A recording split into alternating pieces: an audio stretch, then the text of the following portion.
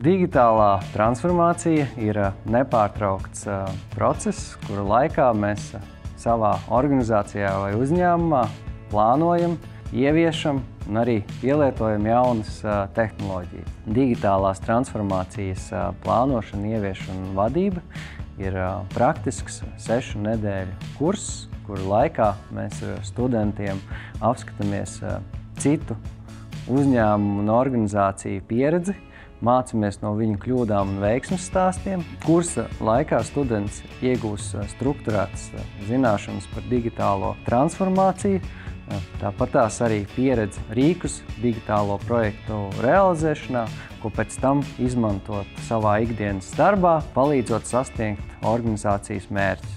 Datori un informācija tehnoloģijas saistās ar digitalizāciju. Tā ir tikai viena transformācijas puse. Kursa laikā mēs daudz runājam par pārmaiņu vadību, par riskiem, par projektu ieviešanu. Tāpēc aicinu Latvijas Datoru tehnoloģiju asociācijas biedrus pievienoties kursam, dalīties ar savu pieredzi, mācīties kopā ar mums.